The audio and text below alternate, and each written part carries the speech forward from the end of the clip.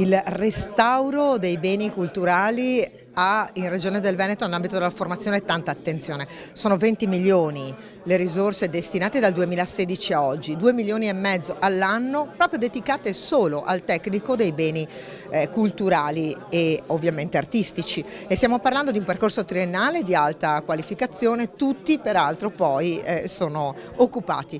E da poco, da quest'anno, la novità della formazione sui giardinieri, ovviamente dei giardini storici e delle dimore storiche. Ecco, io credo che sempre più questo allineamento tra il patrimonio, i gestori del patrimonio, i cultori del patrimonio e la parte di formazione può generare buon lavoro e buone occasioni. Il tema principale è quello della divulgazione della conoscenza, cioè dire ai giovani: fate questi percorsi, ma anche dire ai docenti: accogliete le opportunità innovative, comprese quelle del liceo del Made in Italy, che proprio poteva parlare anche della gestione del patrimonio, delle dimore storiche. Ma ci lavoreremo, perché queste novità che noi già qui abbiamo ben metabolizzato devono oggi essere diffuse all'esterno. Un convegno importante che speriamo diventi un appuntamento fisso qui in Consiglio regionale del Veneto, la presentazione del quarto rapporto all'osservatorio sulle dimore storiche e sulle ville nel nostro paese, in Italia complessivamente, ma in Veneto, dove sappiamo è concentrata una buona parte del patrimonio storico italiano. È una fotografia che ci segnala i problemi, le criticità, quelle che sono le iniziative e quelle che possono essere le idee per il futuro per valorizzare maggiormente tutto il nostro compendio culturale e storico del nostro paese. Ricordiamo che c'è ambiente, in mezzo storia, cultura, arte, dentro a tutte quelle che sono queste dimore bellissime.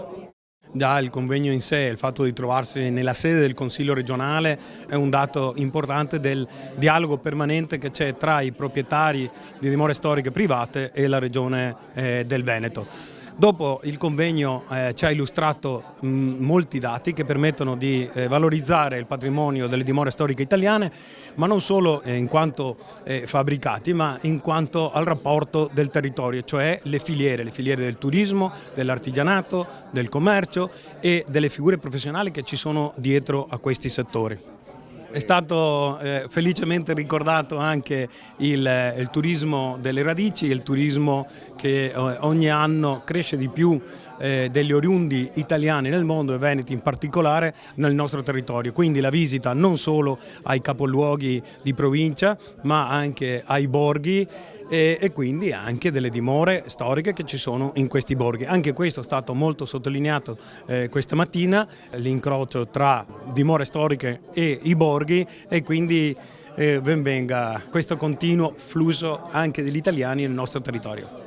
Il nostro paese gode di due grandi valori del petrolio, diciamo, che ci invidiano tutti, che è quello del nostro capitale umano e quello del nostro patrimonio culturale storico, pubblico e privato. Oggi ci siamo dedicati ovviamente al patrimonio privato, che è a rischio, perché è vero che a differenza dei giovani non rischiamo di perderlo, perché il capitale è terra, cioè sono immobili, quindi da qua non possono uscire, ma purtroppo, come è stato messo in evidenza dai numeri, lo stiamo perdendo e quindi è necessario intervenire subito, perché una seconda occasione potrebbe non esserci.